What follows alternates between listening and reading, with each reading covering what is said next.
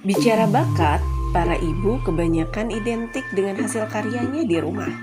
Sebut saja fotografi, memasak, menjahit, olahraga, crafting, atau menulis. Beberapa waktu lalu pernah juga kami membahas hal ini dari kacamata kami sebagai ibu rumah tangga dan penulis. Kali ini kami punya narasumber profesional yang akan kasih pencerahan lebih tentang bakat atau talenta. Apa masih ada bakat terpendam Anda? Kita cek bareng-bareng yuk. Saya bacakan dari sekian, ada yang menarik. Saya bacakan dari pertanyaan dari Ibu Ratna Maharani.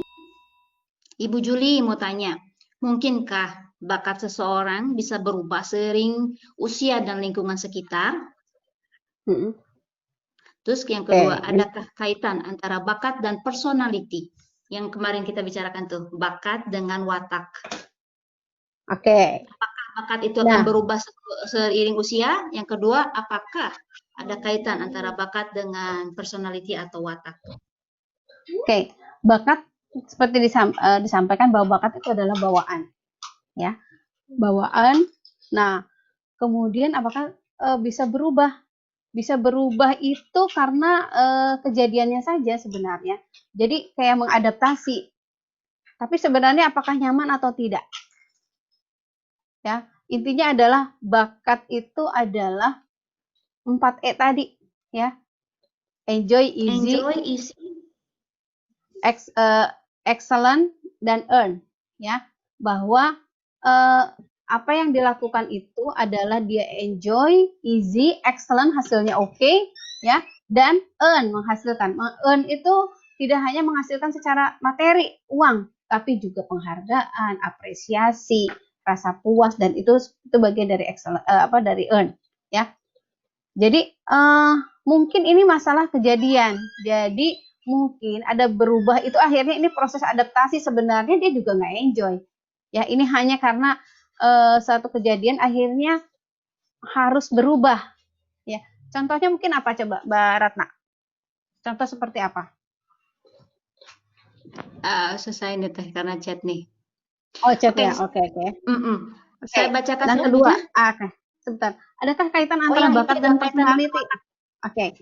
Ada, karena tadi kan bakat itu adalah menggambarkan pikiran, perasaan, dan perilaku. Pasti nyambung. Personality nyambung. Kayak misalnya Mbak Oci nih. Mbak Oci personality-nya dengan intellection, ideation, dan analytical, ya. Terus nggak suka ketemu orang. Ya orangnya cenderung nggak suka rame-rame, jarang-jarang. Jadi lebih cenderung, ya kan, soliter, ya, sedikit soliter. Sesekali komunitas oke, gitu. Itu kan mempengaruhi. Nah tadi positivity, jadi kepribadiannya kan senang senyum, ceria, segala macam, meskipun susah misalnya. Kayak teman saya ya ceria, tapi ya meskipun susah ya tetap aja ceria gitu. Seperti itu, ya. Kayak orang koman gitu, orang kesannya itu apa ya, tukang ngatur ya gitu kan. Kok kayak gini ya, ngatur-ngatur orang nih, personality senangnya ngatur-ngatur orang gitu. Ya emang begitu bakatnya gitu kan. Dalam tanda kutip kayak nyebelin, dalam tanda kutip gini. Kalau anak kecil bisa kelihatannya misalnya kecenderungan komannya itu suka tiba-tiba ganti permainan, ganti yang lain yuk gitu. Misalnya seperti itu. Oke, lanjut. Lanjut, ada lagi pertanyaan. Apakah dari Riza Olivia? Apakah orang yang kreatif memang bawaan sejak lahir atau kreatif itu sendiri bisa dipelajari? Oke, nah kita perlu ini ada ciri sukses itu ada 4, ya. Bagaimana mendapatkan kesuksesan perlu ada 4 hal. Pertama ada TASK. T-nya itu talents, A-nya itu attitude berkaitan dengan moral, ya. S-nya skill, K-nya itu knowledge, ya. Kita baru mengenal talents-nya aja. Nah, kaitannya ini orang kreatif, ya. Orang kreatif, ya. Kalau dia terus-menerus seperti itu kreatif, bisa dijadikan diasumsikan bahwa dia adalah punya bakat ideation. Ya, tadi ideation itu senang punya banyak ide-ide kaitannya ke seni. Dan seni itu banyak, ada seni menulis, ada seni memahat, ada seni memasak, ada seni juga menggambar, Menjahit. ada menjahit, ada juga create sesuatu. Itu banyak banget gitu kan. Bahkan sampai ke apa namanya? Animating gitu ya, seperti itu masuk ke kreatif ya, kayak bikin hal-hal itu create itu ya, kreatif itu create, itu udah kelihatan aja dari kata-katanya, create itu ke ideation ya. Tapi apakah kreativitas itu apa namanya, bawahnya sejak Bisa lahir tadi diasah? sesuai dengan bakat, betul, atau bisa dipelajari ya, kreativitas bisa. Yang membedakan adalah bakat atau tidak adalah ketika dia melakukan itu terus menerus. Kalau dia tetap enjoy itu bakat. Enjoy apa Tapi enggak gitu ya Teh? kalau misalnya dia melakukan itu terus menerus dan burn out, nah, jadi kalau orang berbakat tidak ada kata burn out. Kalaupun ada Iya, burn out oke. itu bukan karena bakatnya gitu ya, karena pekerjaannya, tapi karena mungkin lingkungan sekitar ya, gitu. Satu lagi Lanjut. Teh pertanyaan. Apakah Ya. dari Ibu Sari, apakah public speaking dan storytelling saling berhubungan? Apakah public speaking termasuk ke dalam bakat? Perlu diasah sejak dini? Ini kayaknya pertanyaan buat saya. Oke. Public speaking itu adalah kemampuan untuk berbicara di depan orang, ya. Saling berhubungan. Storytelling itu kan cerita, ya. Jadi storytelling atau seorang dia public speaking, dia akan didukung kalau yang itu ya, yang seorang public speaking yang bagus itu adalah apa namanya, yang profesional ya. Kalau sesuai, pertama dia harus punya communication, ya. Dia punya learner dan dia juga apa namanya, includer, ya. Senang ketemu orang. Kalau public speaking nggak ketemu orang, dia tetap nggak pede. Oke. Ya. Nah, storytelling kaitannya juga tentang learner, karena storytelling harus belajar. Ya, selain dia juga ada communication, dia ada learner juga. Nah, kemudian storytellingnya, kalau misalnya dia storytellingnya kepada anak-anak, lebih bagus lagi kalau dia punya positivity. Ya, ramai gitu kan. Coba misalnya storytelling ya, orangnya serius, ngajarin anak-anak, bubar kayaknya ya. Seperti itu. Nah, tapi kemudian itu si bakat juga tidak bisa muncul tiba-tiba kalau tidak disediakan atau diberikan kegiatan-kegiatan yang berkaitan dengan si bakat itu. Jadi gini, talent mapping ini bisa dilakukan minimal pada usia 15 tahun. Tapi bisa dilakukan di bawah 15 tahun itu jika anak-anak tersebut sudah banyak melakukan banyak hal. Sudah pernah mencoba. Ya, kalau misalnya pulang sekolah ya pulang ke rumah, udah balik situ.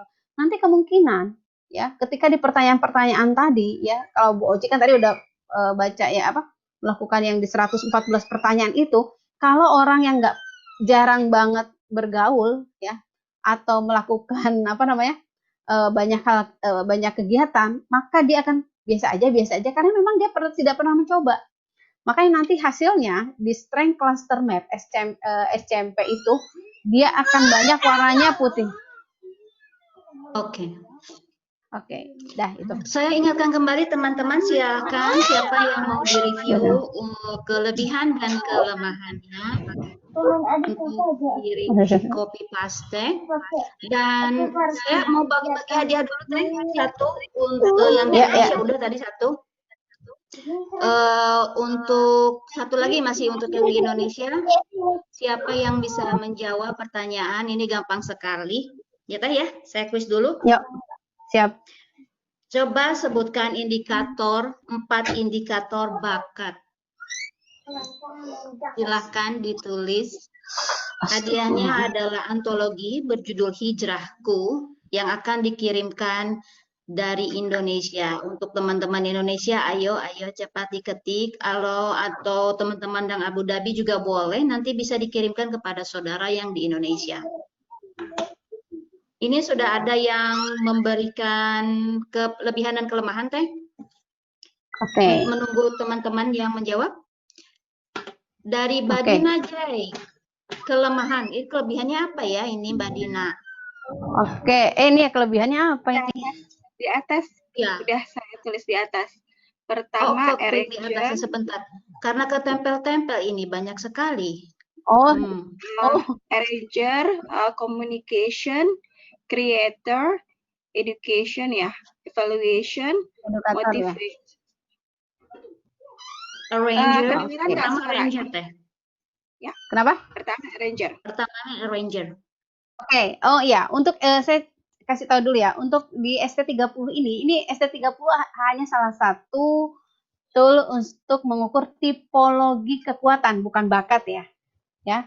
Jadi ini hanya mengukur tipologi kekuatan, bakatnya enggak. Ya. Tapi tipologi kekuatan didasarkan dari beberapa bakat, ya. Nah, kemudian ini hanya 30 pertanyaan ya. Oke. Jadi sedikit saya ini dulu ya. Sedikit saya jelaskan ya, bahwa ST30 itu hanya memberikan ke 30 itu ya pertanyaan ya, 30 pertanyaan dan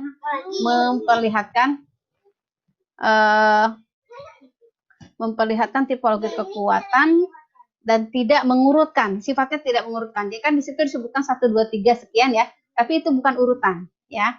Dan ada beberapa bakat yang tidak bisa diukur, tidak terukur di pertanyaan-pertanyaan pertanyaannya dibanding yang lengkap. Oke. Ranger tuh senang menata. Mbak Dina ini adalah senang menata, mengatur-ngatur ya.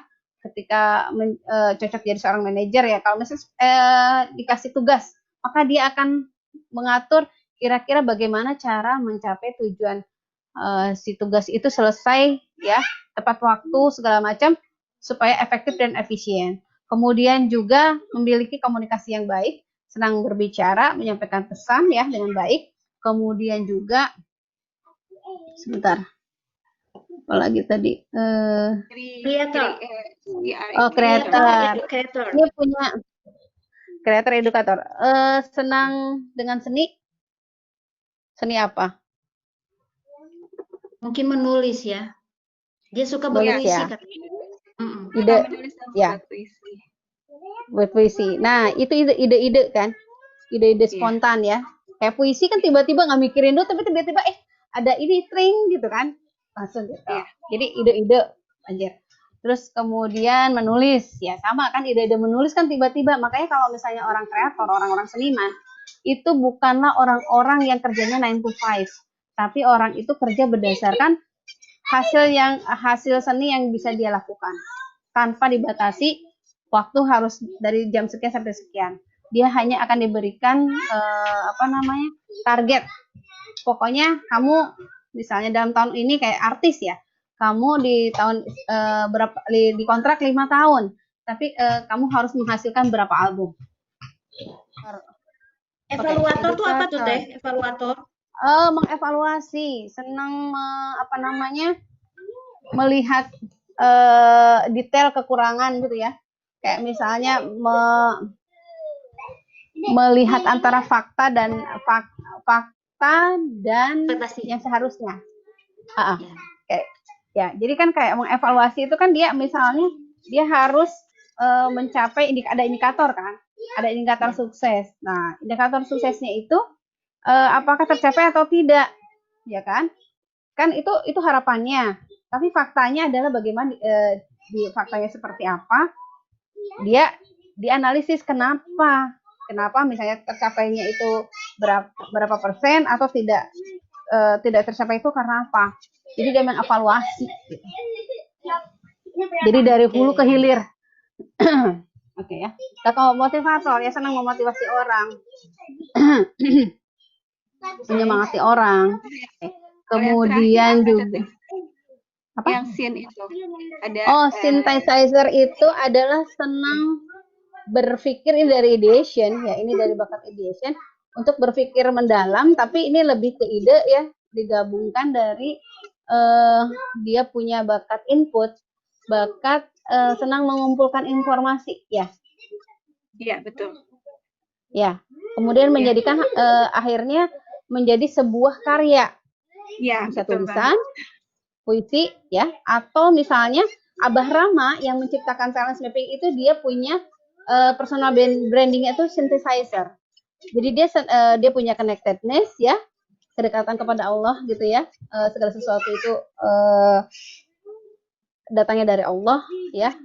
Kemudian juga dia punya bakat input dan kemudian ada ideationnya. Jadi nyambunglah menjadi synthesizer, dan kemudian menghasilkan namanya tools talent mapping. Ini adalah buah pikir yang dibuat oleh Abah Rama. Gitu. Ya, jadi synthesizer itu ya bentuknya macam-macam. Oke, ya. Ya kalau kelemahannya ya memang nggak suka memerintah, nggak bisa ngatur-ngatur gitu kan. Kalau misalnya ada konflik, nggak berani ngadepin konflik, ya kan. Kemudian nggak terlalu gambar nggak terlalu suka ya, nggak suka desain ya. Ya, kita mengoperasikan sesuatu, nggak suka jual sesuatu atau mempengaruhi orang dalam hal tertentu, program atau bentuk jualan, ya. Terus agak sedikit ini orangnya agak ceroboh kayaknya ya, atau terus kalau uang agak boros. Oh, boros Jadi ya. seperti anak kecil tadi teh, empatinya tinggi, nggak tegaan. Ya. Nah, jurnalis itu senang mengamati dan menuliskan sesuatu, ya. Orangnya mudah beradaptasi biasanya. Oke. Benar nggak? Terus Ini kemudian tadi dari Ibu Tia ini, Ibu Tia. Oke, marketing. Oke. Ya. Marketer ya, marketer mau. Ya, marketer. Ini dia bisa apa ya? Membuat menuliskan atau menyampaikan kelebihan dari sebuah produk. Makanya ada marketing ya, orang marketer atau marketing itu ya, di marketing ada orang-orang yang bisa jualan ya, jualan tapi dia tidak jualan langsung, tapi dia menjual bagaimana si barang tersebut, ibaratnya kelebihannya apa ya, tapi dia tidak langsung jualan gitu. Terus kemudian tadi apa ya, kreator ya gitu ya. Ya betul, kayak copywriting ya, ada orang copywriting ya.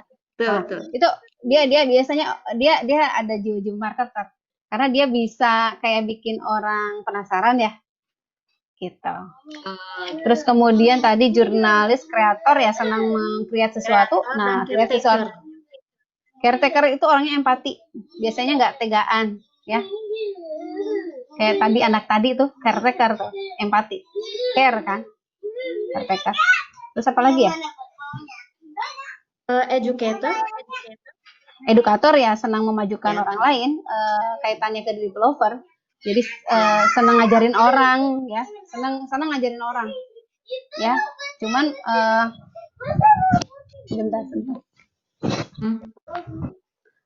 cuman ini edukator pun macam-macam.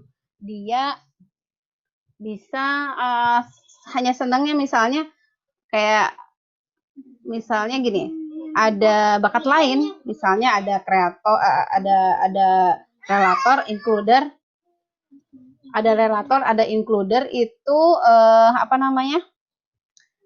Kalau orang yang includer kemungkinan dia senang dengan ajar banyak orang, ya. Tapi kemudian kalau dia nggak terlalu suka includer gitu kan, kemudian juga dia ada maximizer atau achiever gitu, dia cenderung misalnya ngajarnya pengen yang level-level tinggi. Karena dikasih yang level elementary atau basic dia stres. Karena dia mulai starting standarnya udah tinggi. Ya, kayak misalnya saya punya maximizer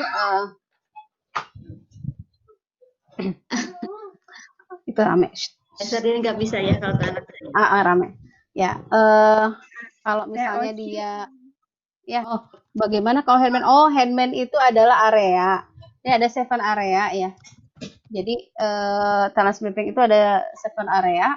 Ada headman, ada servicing, elementary, technical, treasury, reasoning, networking. Ya, networking itu kaitannya ketemu dengan banyak orang. Headman itu senang ngatur-ngatur, ya. Area leader, menjadi seorang leader. Servicing melayani orang. Elementary itu yang dasar-dasar.